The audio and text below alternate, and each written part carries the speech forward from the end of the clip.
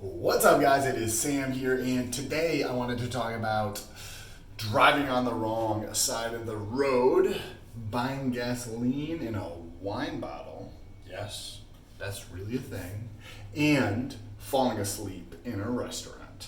So, stay tuned. And if this is your first time here, what's good? My name is Sam, and if you are returning, it's good to freaking see you. You had better be pressing that like button. I took my notes today on a paper plate because I don't have any paper here. And so, I am currently in Phuket, Thailand on vacation. My girlfriend is back there sleeping and it's too loud on the balcony, so that is why I'm in the bathroom. So I went to the Big Buddha, which is a giant statue on top of a mountain that's, maybe 100 to 150 feet on top of the mountain built up. But to get there, I had to rent a scooter or motorbike.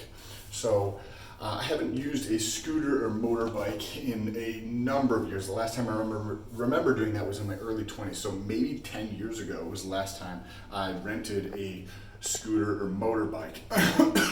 So we walk over, we rent a scooter and motorbike. Renting a motorbike for the full day, so 24 hours, is $10. Yes, $10 US. And I got a 150cc motorbike. So not like a super powerful one, but not like a 50 or 100cc one, enough to be able to get up hills.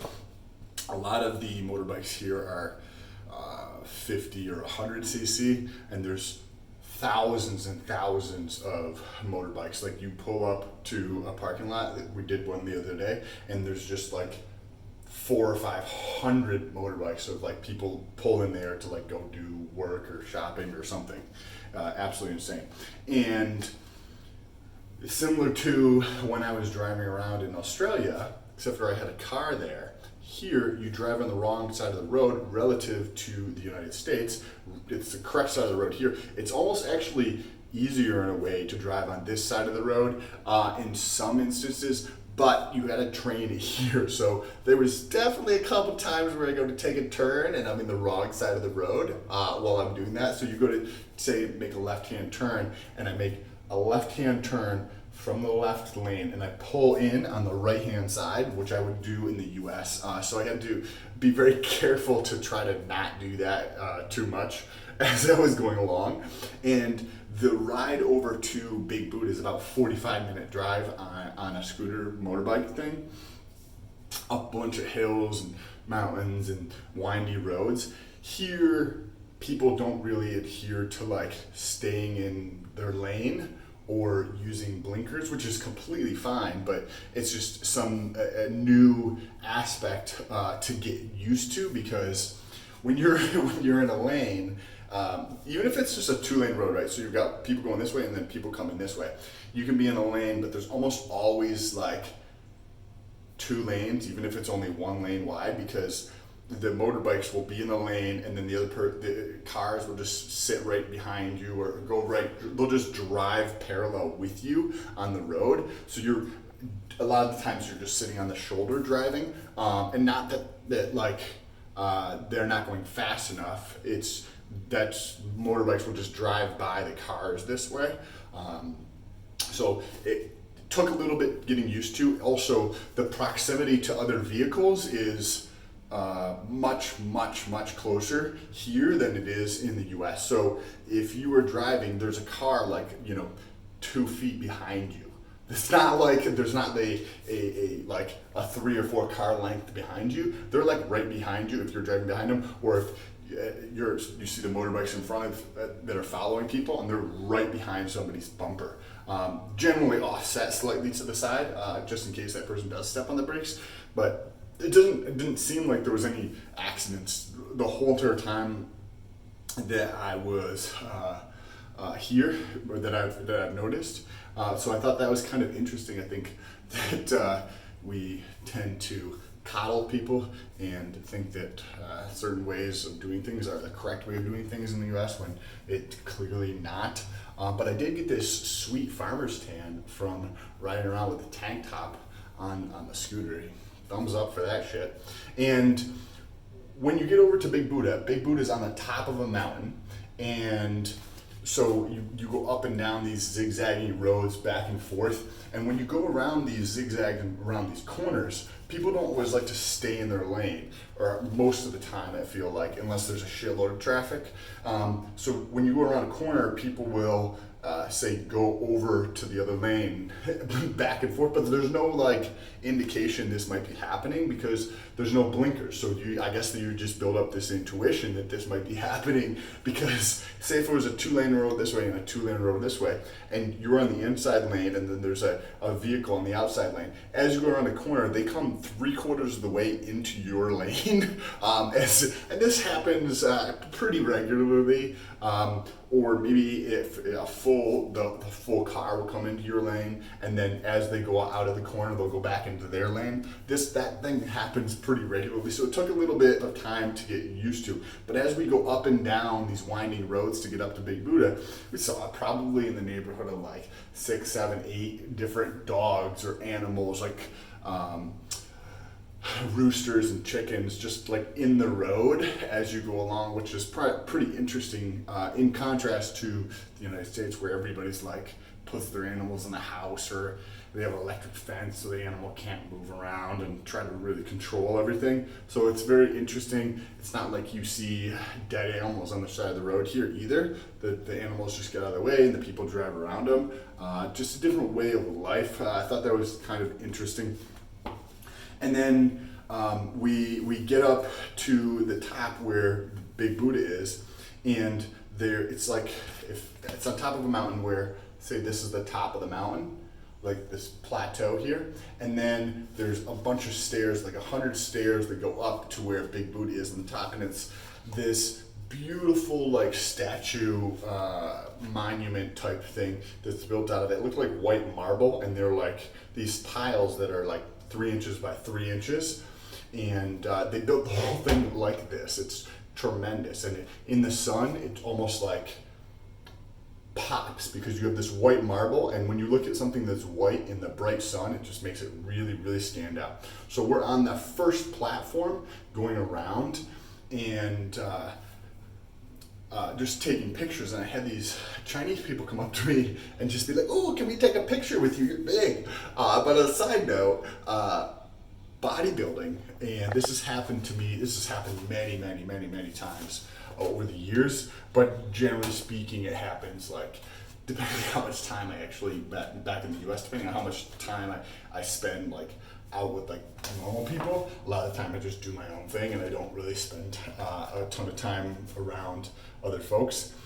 It'll be like in the gym, or I'll be at home working on things. So they come up and they ask to take a picture with me, and then take a picture with us. My girlfriend's in bed over there sleeping, but this kind of thing is what happens because I like bodybuilding, that I just enjoy working out. I enjoy building my physique the way I want it, and being out in public, whether it's a restaurant, whether it's a bar, whether it's like going out somewhere, and I barely ever go to bars or this kind of thing. People talk to me and they have these interactions with me because they're like, "Oh, you're big," or "You work out," like, and you get to have these beautiful interactions with people that you wouldn't have otherwise, and have this dialogue that I wouldn't otherwise have just by doing what I love to do, right? Like, I really love working out, and I really love bodybuilding and that whole building your physique, and because of that, I get to have these interactions with people. But anyways, back to the story. So we went up and got to see Buddha and that whole thing. Awesome experience. Check out my Instagram. There's a link in the description, or just Google it to see what I'm talking about. I do post on Instagram and Instagram stories perpetually. So jump over there and say, "What's good? I came from YouTube." So we drive back, and when you go to drop off the scooter, you're supposed to have it filled up, right? Because if they give it to you full, then you fill it back up. So in Phuket, the entire time we've been here, we didn't see any gas stations. What you do to get gas is they have the little carts, like a scooter with a side cart on it, and maybe like an umbrella thing, and they have like shelves, and it's filled with like wine bottles. that are full of gasoline.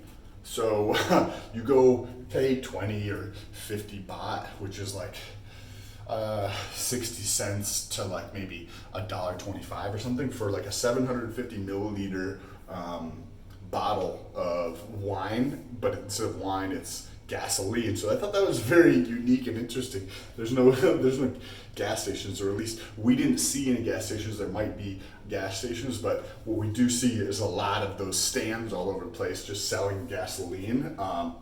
So we drop off the scooter, we go home and shower and change, and we go out. And now this is like every single day we've been here, we've been going out and doing stuff. Not necessarily partying, because we're not big partiers anymore, but just going out and doing things or seeing things or experiencing things. And we go out to dinner. We don't bring an umbrella. And what happens is we have dinner, we finish around 8:30 at night, and maybe 8:40. And it's starting to rain, so we pay, and now I had asked for her the receipt. So the Thai lady comes back and she brings back the receipt, and I pay. Now it's raining, and she's like, "Oh, stay here and just relax while the rain passes by. You know, maybe you'll what you'll do is stay here till it closes, and then I can drive you home or something, or take you home." It's something along those lines. Thai people are fucking amazing, so incredibly kind and thoughtful.